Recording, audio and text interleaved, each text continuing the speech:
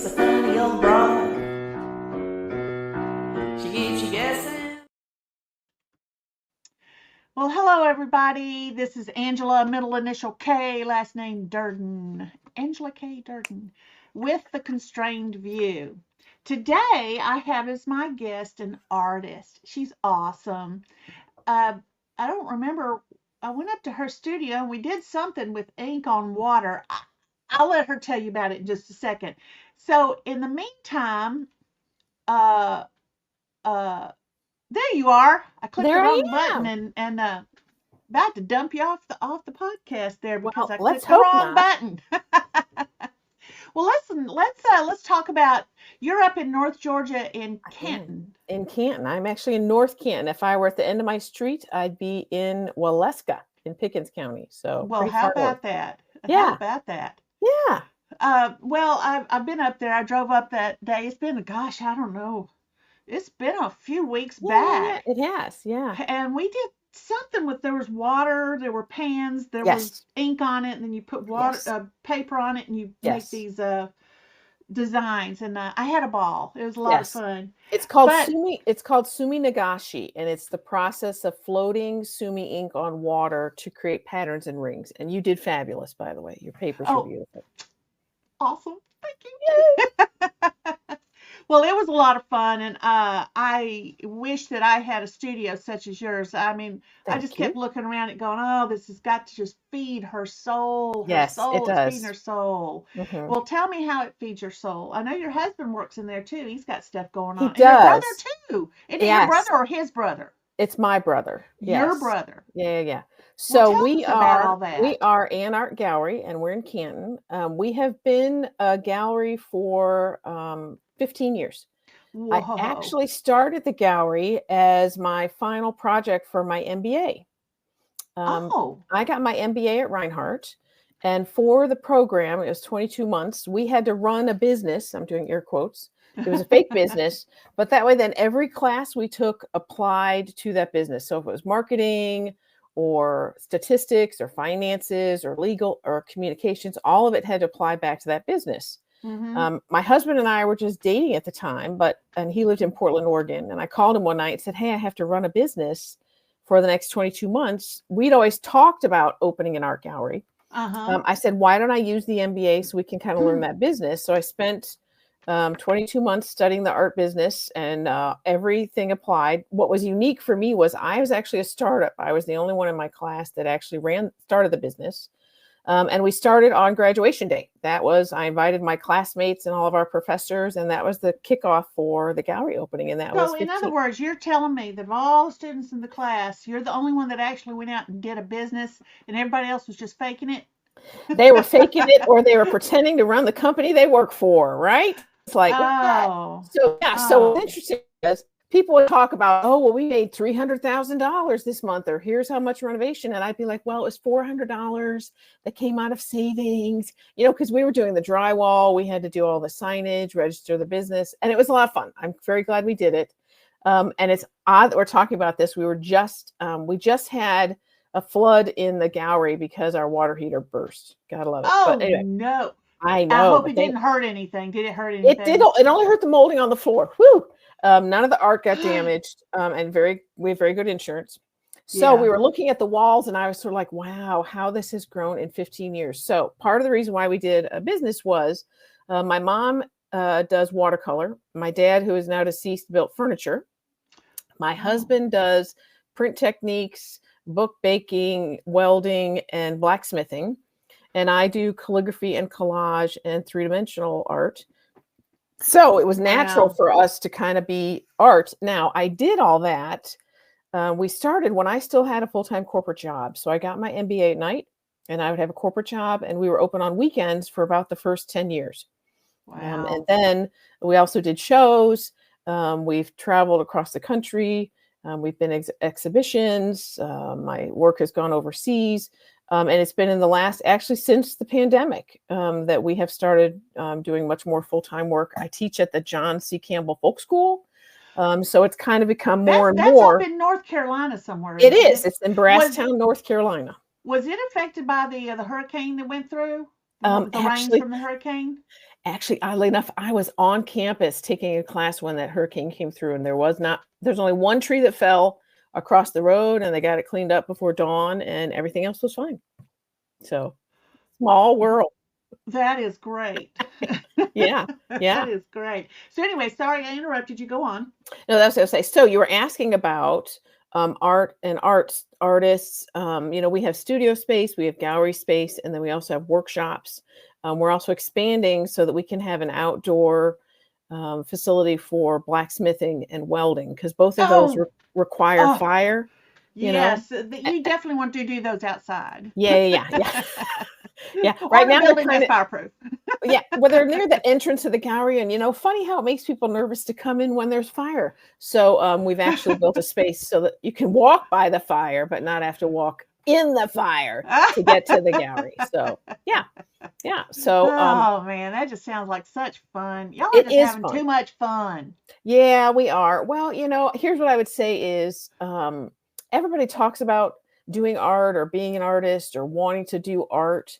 It's interesting when we were talking about what we were going to talk about today. Being an artist, I loved how you put it, Angela. You said, talk about the art business because there's really two sides of it. If people think about it, there's the creative side, there's the actually making of whatever it is you do. Mm-hmm. Pottery, glass, whatever that is. And then there's the business side.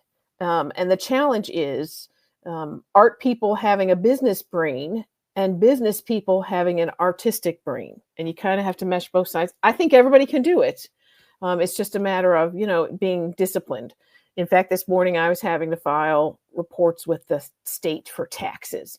Not much fun, but it's part of what you have to do when you own a business. So you got to know what those rules are and be willing to do some work that may be a little outside of what you want to do. And it's not always fun, but if you do that in a corporate job too, I mean, how many meetings do you sit in there? You're like, oh my gosh, stab me in the eye. This is horrible. Isn't it funny how if you are one of those people that do things creative, people are like, oh, if only I could have a job like yours where I could be creative and I don't have to worry about anything. Yeah. Hello.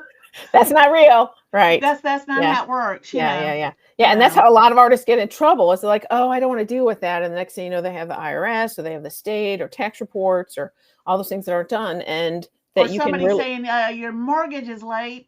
yeah, right. Or I can't turn on the lights and you don't have any health insurance, Yeah. And I have one of the things that's been a blessing for me over the years is to help artists kind of begin to think about it from a business perspective, because I do have I have an MBA. I have a minor. My major was psychology in college and minor in women's studies.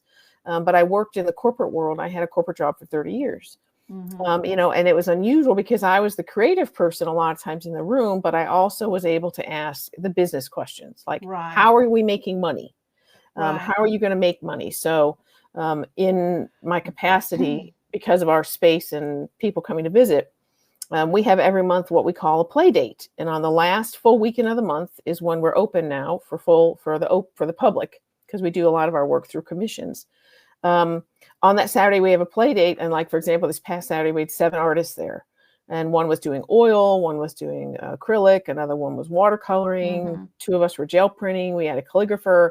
And it's nice to talk. They have a place to talk about being an artist. A lot of them are gainfully employed.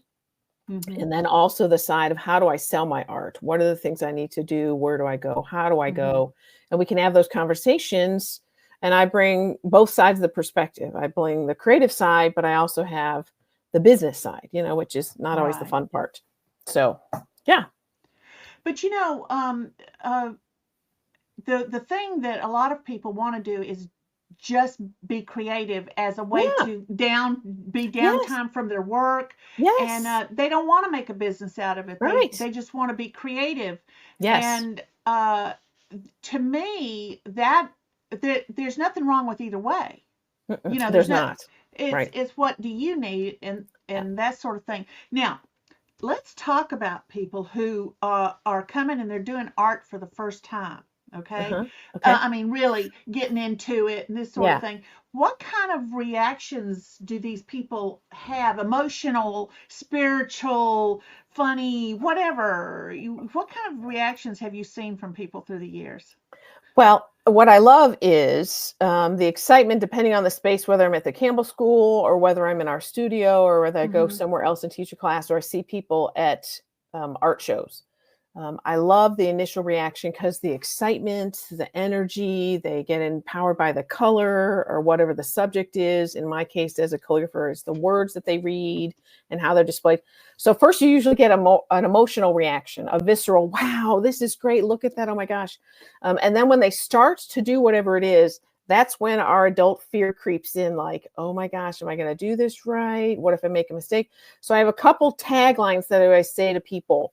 And I think I actually said it to you, Angela, when we were doing Sumi Nagashi. I'm like, okay, we're not making art for the Louvre. It's just a piece of paper. So once you remove the fear of, well, then do something wrong and we'll figure out how to fix it. It gives Right. people the ability to settle down because we live in a world where we have to do things right and we want to do things right the first time. And art doesn't always require that. Part of the process of learning is making mistakes and giving yourself the freedom to make those mistakes.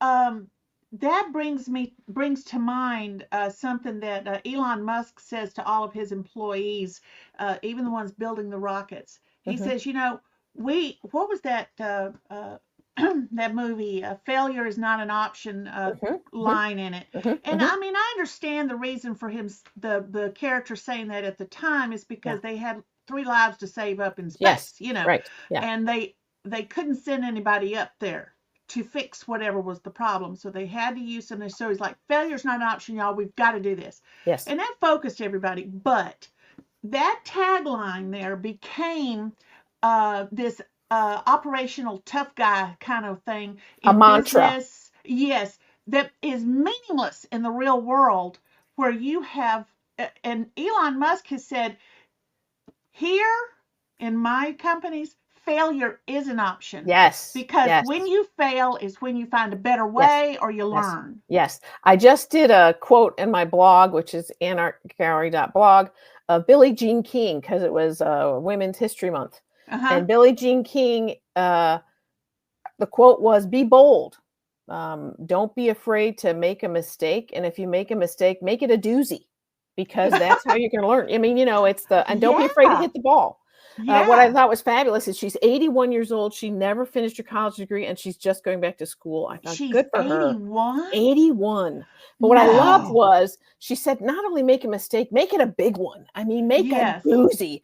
Now, I will caveat that. We have people who work with fire. Obviously, we don't want the fire mistake to be burning down the house. So we Yes. take precautions. So, I totally agree. Make a failure. Crumple the piece paper up. It's terrible. Never see it. I have an entire folder. Actually, it's a big box in my studio called calligraphy scraps. Excuse me, Oh, scraps. Because it's the calligraphy that I did that I will never show anyone. However, they're huge mistakes. It's where I lesson learned. And I may go back and cut up pieces of it that were good and use them in collage or things. So mistakes can also turn into great fodder for knowledge or lessons learned. And it also makes us more human. Nobody wants to learn from somebody or interact with people who do everything perfect the first time. That's inhuman. It's not relatable, yeah, no, it Yeah. really isn't. It Yeah. really isn't. Yeah. I know that for years I was very fearful of making a mistake Mhm. because in my growing up years, you made a mistake, you were punished harshly. Oh, sure. And so I don't want to be punished harshly, and so I better not make a mistake. That kind of thinking can suck the life out of you. Well, and I'm going to give you an example. I don't Okay. know if you remember in our studio stairs, I actually painted the backs of the stairs and I put a quote from Picasso on it. So that as I'm Oh, coming up and down the studio, it says, to live the creative life, we must first lose our fear of being wrong. oh, And it's fabulous. And I see it all the time. oh, And I did that. Now, I have to tell you a story. I had a friend who came to visit and had never seen the studio and everything. And she was walking up the stairs and she stopped and she said, oh my gosh, Aunt. Now, it's rough, but I like it rough. I don't want it to be perfect. I'm not trying to get on HGTV. And she said, did you map all this out before you did this? I said, no, I painted them. And then I just kind of went from there. And she was like, wow. And she looked at me and she goes, what was it like to grow up in your house? I said, well, what do you mean? And she goes, well, you just like painted the stairs and kind of did it. I mean, weren't you worried about doing it wrong? I said, well, yeah, but I could fix it. And she goes, oh, when I grew up, you had to have a map and a plan and everything perfect. And you had all the questions had to be answered before you were even allowed to start. And so she looked at me and she's like, I can't even imagine a world where I could just kind of start and figure it out, because she wasn't raised that way. So it's interesting that even in her 60s now, she's still behaving as if her dad's going to yell at her because she does it wrong. So we forget that when we don't allow people to fail, the environment we're creating is we're really restricting their ability to use their skills. To use their skills and also not bring a lot of stress upon themselves. Yes. Because that's an inward, you are bringing stress on yourself when you do it. Yeah. You know, I grew up the way I grew up and the stress was huge. So I was always afraid of doing something wrong. Mm-hmm. So I worked very hard, not ever doing anything wrong. That will wear you out in more ways than one. Yes. Yeah. But I met my husband. Now, granted, we divorced eventually, and he needed it. But there was something about him and his brother. Those three guys were extremely talented when it came to building houses, doing electricity, tearing a car apart and putting it back together again, plumbing, grading. If a train, because his father was one that if a train derailed, he was the first one called before they moved anything, and he could walk around it and tell you what to take out and how to move it. Well, my husband got that, his brother got that, and my son has thankfully inherited that also. Nice. But I learned from them because I saw them make mistakes. I saw them stand there and argue and cuss and scream at each other because everyone thought they were right, until finally one of them would yell, just nail it. And that was the one whose project it was. So whoever's project it was would get tired of the argument and finally would just say, just nail it. And then it would move on. And I said, this is just brilliant. This is brilliant. Yes, it is. Yeah. You know? Yeah. And I started taking, especially after I got divorced, because now I'm making a lot of decisions on how I was going to redo my condo, you know, and I would have these people come in and I would say, okay, here's what I want done. And they would say, oh, you can't do that. You don't do that. Yeah. You don't want to do that. Yes, you can. I've seen it done plenty. Yeah. No. Okay, then we're not going to work together. Well, Yeah, bye. right. Yeah. You know? Yeah. Right. I agree. And that's how I try to approach everything now. In fact, I'll tell you a funny story. My very first book I ever wrote was actually an extremely good story. I just wrote it horribly. Okay. If I have to this day not figured out how to write that story, and yet the story itself is absolutely awesome. But how am I going to write it? I don't know. And so you'll get there. Maybe not. But I had a notebook, loose leaf binder about this thick, printed out, gone through, made my notes. I used to take it around when I do my programs with 3rd, 4th, and 5th graders. Oh, yeah. And I would go, yeah, we're going to edit some stuff when you get through now. And they go, oh, we're scared. And I said, no, let me show you what editing really looks like. And I would flip these pages and there'd be all this red all over the place, you know, and they're going, oh my God. I said, now each one of these marks, do you think that's something saying you're stupid?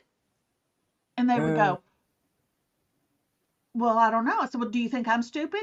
No. Well, then obviously I was busy writing something. I made a mistake. I changed my mind. Is there anything wrong with that? It was like they couldn't believe that they could be wrong. Just try and just get out there. Yeah. Yep. It blew their ever little loving minds. Yeah. Yeah. It's awesome. Yeah. But I still know I started that book 3 times. I finished it once. And finally I said, you know, it's taunting me over there in that drawer. And I said, I can't let it taunt me anymore. And I threw it in the trash can. Oh, I've still got it all up here. okay. But it could not be fixed.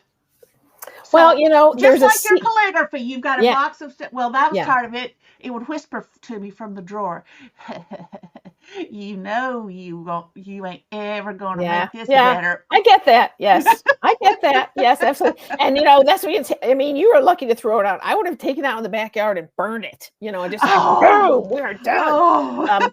But if you got it in your head, you're fine. So one of the things I would also say in that, Angela, is that there's a season. And sometimes ideas come to us and we're not ready for them yet. In other words, our skills haven't caught up. We've got this fabulous idea and it terrifies us because we know we're not equipped to do it. Well, that may be the point of the idea, is to take you on that journey to improve your skills until you are ready for that idea. Or the other side of it, I always tell people, is maybe you need some help. Maybe you need to go talk to somebody who does X, whatever it is, and learn a little bit from them before you jump in yourself. Right. Because that's the other thing, is just because you do art doesn't mean you have to sell it. Because a lot of people, do things and they give them away as gifts, or they do weddings and have fun for brides and they don't charge people. And that's fantastic. It's a creative outlet. Fabulous. Do you remember this? Do you remember this thing called macrame? Yes, it's back. I saw macrame blazer. I was like, oh my gosh. Anyway. Well, I was in middle school when it started. I couldn't figure it out. I'm dyslexic, number one, and so you can imagine all these knots and having to go different ways. Yeah, and the strings. Yeah. So I was just totally devastated with the fact that I could not remember even how to make a knot, much less tie a series of them together with leaving things loose. Yeah. And through some set of circumstances, what was it? Oh, I had been assigned to work with a girl in my class on a paper. Okay. And so my mother said, well, I'll drive you over to her house. Mm-hmm. I said, okay. And so I walked in to this house that was out of a showroom somewhere. I mean, right. I didn't know people had stuff like that. I thought it was a magazine layout. Mm-hmm. But what was on the wall greeting me? Oh, right over the sofa at the far wall was this giant macrame.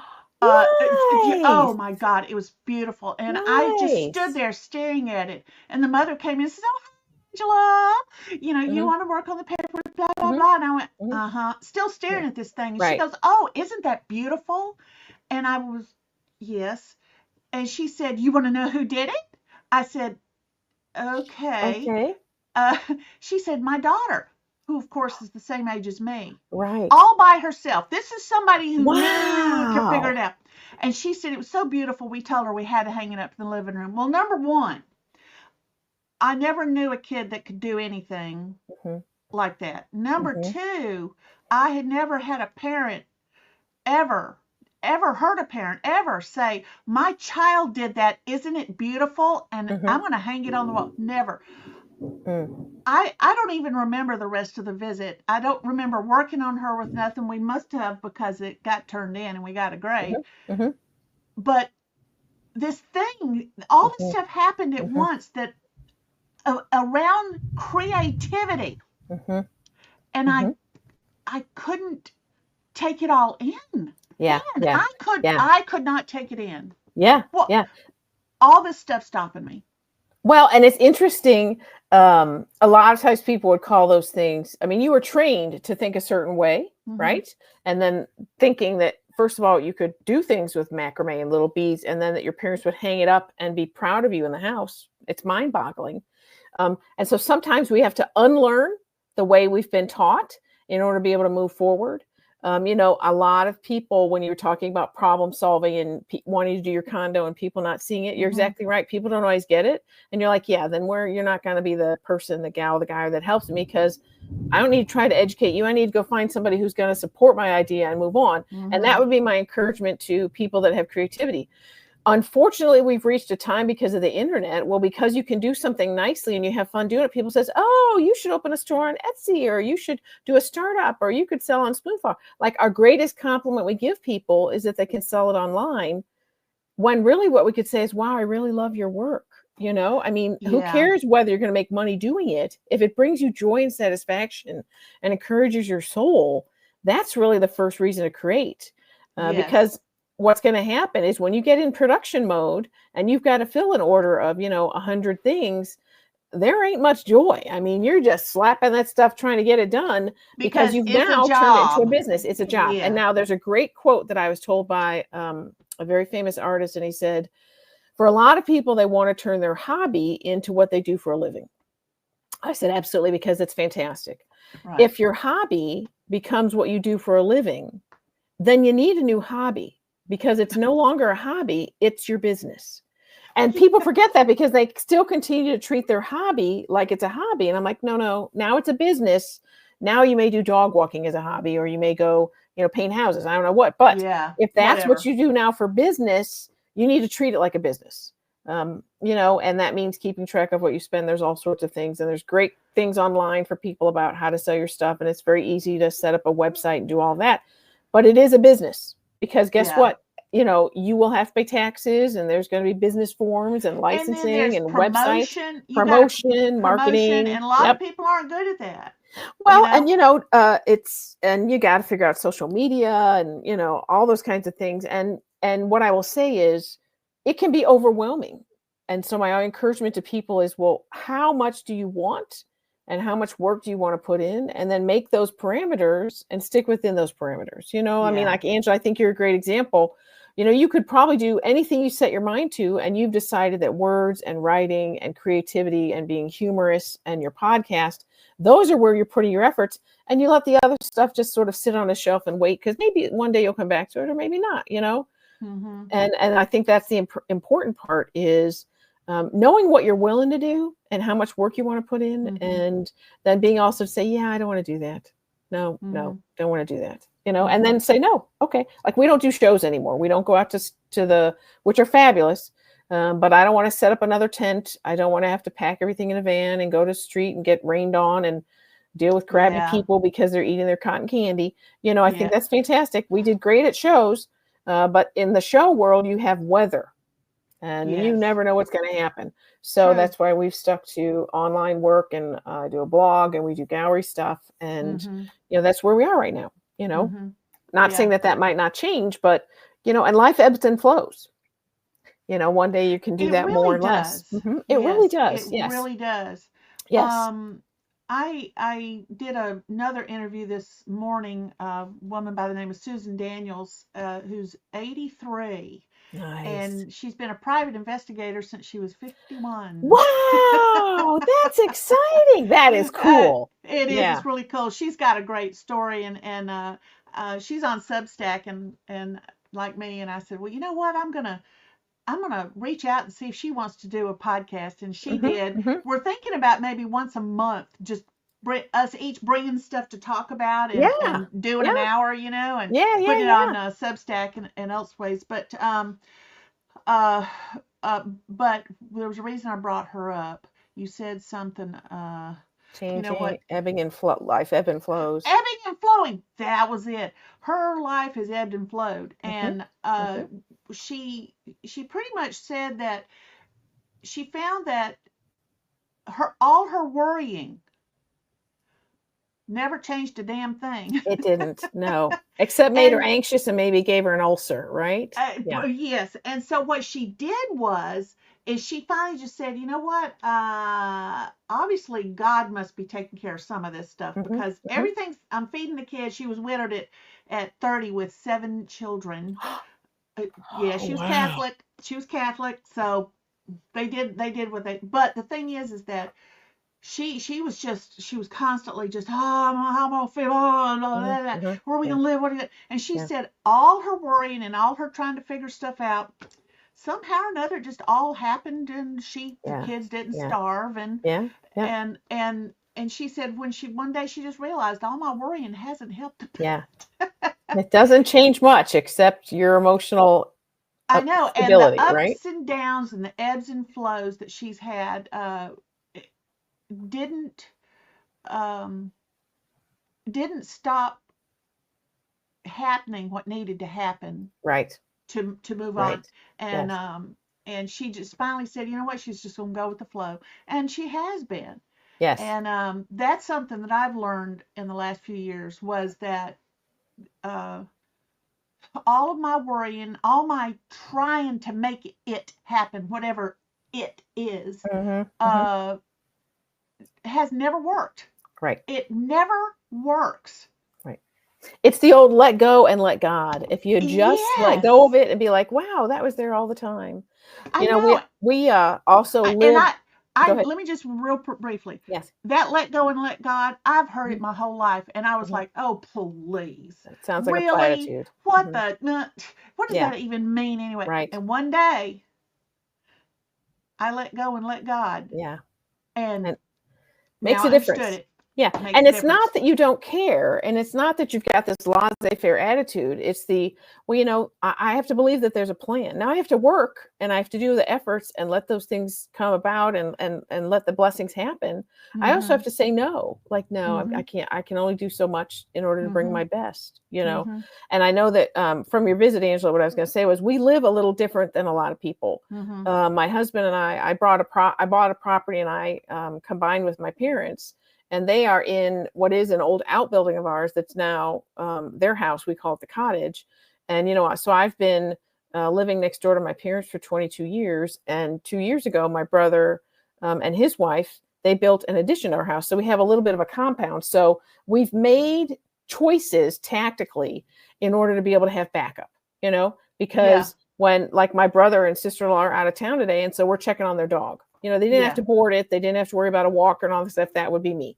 But Right. that's part of what we do. So I Right. think I'm going to flow into what you said is, we make choices, and we're making choices. And if we know that God has our back and that we have people that we can rely on and that we don't have to have all the answers, we just have to be willing to do the work, things do work out. Because if you had Mm-hmm. told me when I was in my 20s that I'd be living right, first of all, next door to my brother, I was like, God, no, and my mom and dad, and that I would find a man to marry me who would willingly live next door to his mother-in-law. I mean, what? But it's a beautiful thing. It's a really beautiful thing. Yeah. My mom can't drive anymore and she's having problems seeing. So my husband goes to the store for her every day. And, we Mm-hmm. take her to the doctors and the hair appointments because we have backup, because we made Mm-hmm. choices long ago so that Mm-hmm. we could all live this way, because someday somebody's going to have to do that for us. Right. So Yeah. Yeah.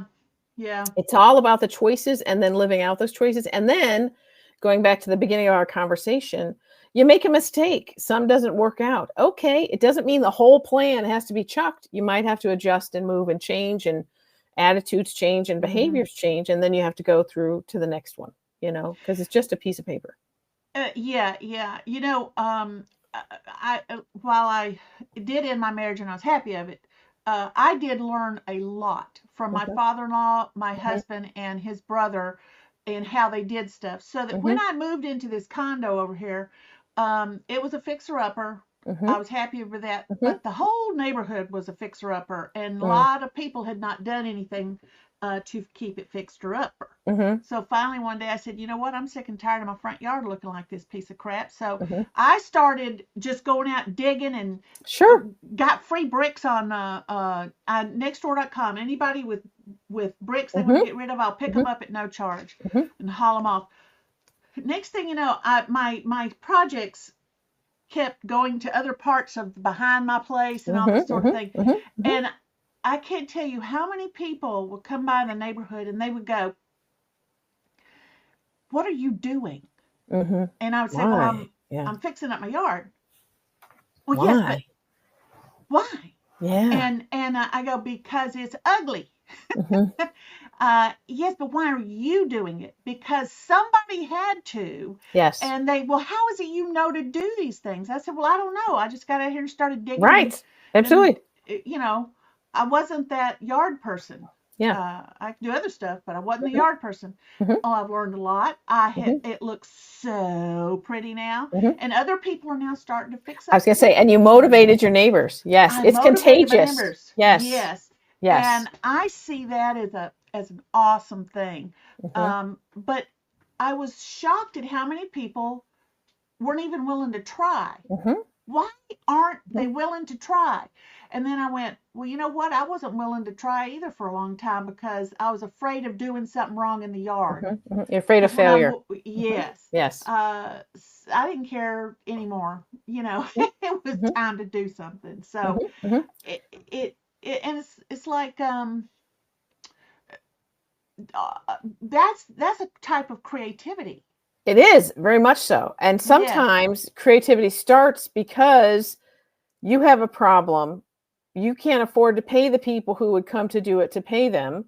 So you go, Uh-huh. well, so what can I do? Oh, I can go tell people on next door that I'll pick up their bricks. And the next thing you know, you have 300 bricks. And you're like, okay, so now I can do something and watch videos or go ask at Home Depot or Lowe's or wherever you go. And next Yeah. thing you know, you're laying bricks.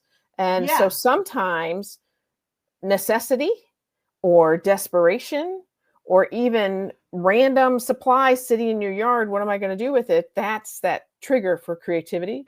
And then letting You're yourself right. Yeah. and getting over the fear of I might do it wrong. Well, I'm sure you laid a lot of bricks and you're like, well, that's not right. And you might have taken them down and done it I again. did. Yeah, but you learned, and now you're probably a really great bricklayer or whatever you did with your bricks, Yeah. and as a result, the beauty of it is you also took away your neighbor's ability to not be afraid to try something if they didn't know how because they were watching you do that.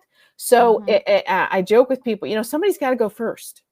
Yeah. Somebody's got to do it, and somebody's got to ignite you, and somebody's got to be the creative one and watch them. And you go, oh yeah, that's great. No, I don't want to do that, or oh, they did this and it didn't work, Yeah. and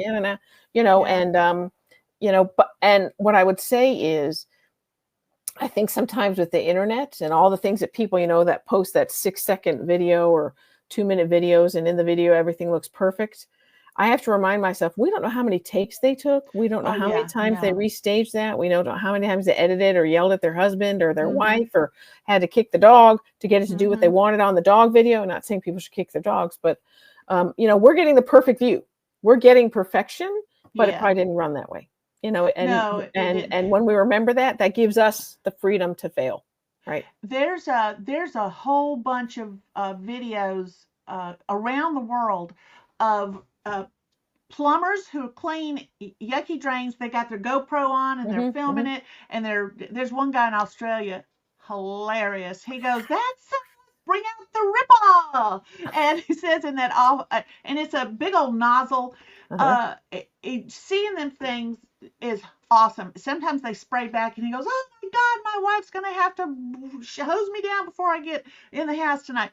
There's these other people that do beaver dams. They take down beaver dams that Ooh. have flooded property, Okay. and like Mhm. farmland and stuff like that. Yeah. So how do they do it? Some do it by hand, just pull stuff out. I watch these things. It's just It's fascinating. fascinating. There's these other people, and these are happening around the world in the United Yeah. States, Asian lands, Australia, Russia, Eastern Europe, and they're all filming it and all putting it on Online. YouTube, Mhm. showing the problem, Yeah. how they're doing it, and Mhm. sometimes they go, I just don't know what to do, uh, uh, sidewalks that now you don't even know there's a sidewalk there anymore because the bushes and everything have grown Yes. over into the woods. Yeah.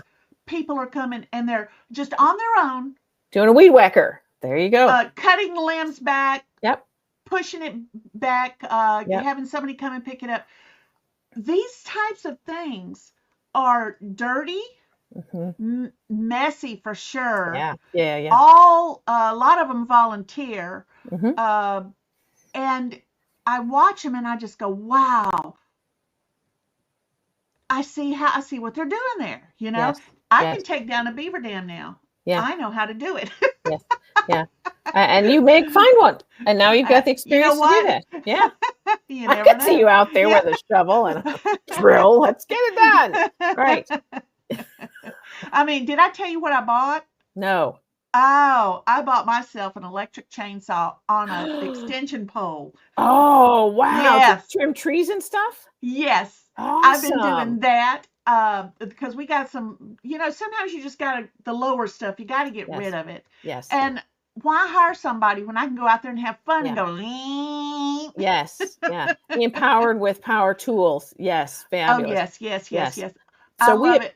we I had love a it. whole bunch of trees that fell down a couple years ago, and as a Uh-huh. result, some of the walkways that I had built over the years all got crushed by the equipment that was used to bring in to carry out the dead trees. So all the Oh, pavers cracked. Well, I'm not yeah. going to throw them away. They've been there for a couple No. years now. So over the weekend, I started making a path and some steps that are going to go up to the back of our studio. Now, I don't know exactly what I'm doing, but I've seen, you watch a couple videos and go to Home Depot and you get the stuff. Now, I'm going to get it leveled out and, people are going to be able to walk on it. But the sense of satisfaction of digging that stuff out of the guck that's been thrown, that's everybody's forgotten, I and to make it know. beautiful. I mean, like I actually stood there almost like I was like king of the world. I'm like, I did that. And and no, I don't know who's gonna see it, but it was like, yes, it was very empowering. You know what I mean? And I think that's another thing that's really cool is to watch people take what someone else has thrown away or what other people have given up on and make it beautiful, like your yard when you moved in and nobody cared and people came to you. Why? Well, they didn't care anymore because nobody cared. All it takes is that one person who's going to say, well, I'm going to do this a little differently. I'm going to make this care. And then it's amazing. Enthusiasm is contagious, right? Right. Yeah. Yeah. Yeah. Yeah. There's a great quote by Winston Churchill. He says, true greatness comes when you experience, I'm paraphrasing here, loss after loss with no loss of enthusiasm. In other words, you're going to fail, you're going to keep going. You're going to fail, you keep going. You're going to try again. Right. Well, that didn't work. What about this? Right. And I appreciate, and I try to surround myself with people who don't expect perfectionism in everything, because that's exhausting. Nobody wants to be micromanaged on everything that they do. And I think that goes back to how our brains were trained. The school system, you're kind of flooded through certain gates that everybody fits in. And sometimes you don't always fit in that box, and that's okay. Sometimes it just takes time to find your people that are going to support you and say, oh my gosh, Ann, that step looks great. Not, did you know that one doesn't fit and this one's a little wobbly? I don't need you to point out the problems. I can see them myself. I just need some encouragement, like that lady who said to you, my daughter made it. Because, if that had been your friend and you want to do macrame, you said, oh my gosh, she'd probably been excited to teach you about macrame. Right? Yeah. And we forget that, even though we have the internet, when you turn it off, you're still there by yourself and you're still facing whatever your problem is, which is an ugly yard or trees you got to cut down or bricks that have been broken. And you're going to have to be the one that does something about it, or you're going to have to sit there and live with it, or you're going to have to pay somebody to come get rid of it or fix it. And not all of us have that money. I know. Yeah. And I'm a cheapskate anyway. Let me tell you something. I can squeeze a penny until it's begging for mercy. Yeah. And I take great pride in doing that. I do too. I can save money. Yeah. In fact, when right before we got married, the man who would be my husband turned to me and he said, "You know what I like best about you?" And I said, "No, what?" He said, "You're a cheap date." And that's a good thing, right? I knew exactly what he meant. I know what he meant. And I said, "Thank you."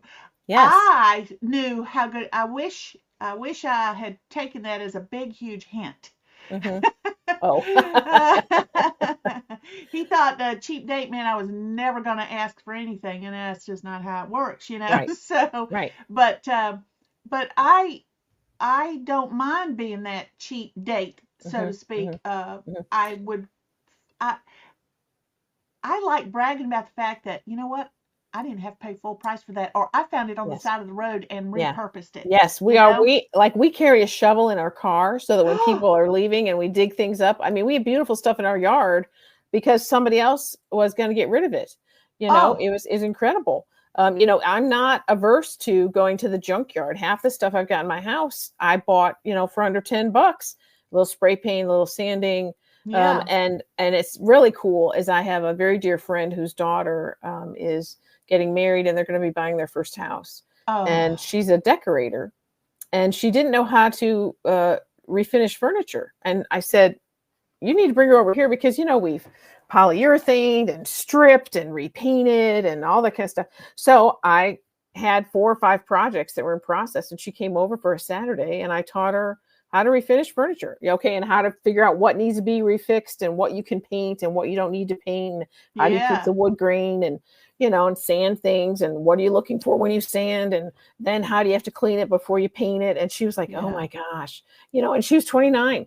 And I thought, what a gift. Because I said, now you can go to Lakewood, or you can go to Scott's, or you can go to the junkyard and see, well, that could be fixed. Yes, it can. Like I'm staring at a desk in my office right now that I paid $10 for because somebody was throwing it away, and I just sanded it and spray painted it, and everyone's like, oh my God, I love that table. $10. Right. Well, plus the can of paint that I already had. But yes, and there's something motivating, right? Yeah. And it also makes your house unique and different. Yeah. It really does. People, when they come into my place, they don't know what to do with it because it's not what they expected. They expected very, very rigid, No, I've got everything in this place does something for me and is there for a reason. And that there's so many different things. One guy said to me one time, he says, you know what? Your condo looks like what the inside of your brain must be. And I said, you're probably and that's a compliment. Right. Yeah. It was a compliment. It was totally a compliment. Yeah. Well, I want to get back to one other thing before we go. This interacting on the internet and living our lives on the internet. Now, I'm doing this podcast, but, I know you in real life and known you for a while and haven't had opportunity to get to know you super well just because we've so far apart. But, we've kept up with each other.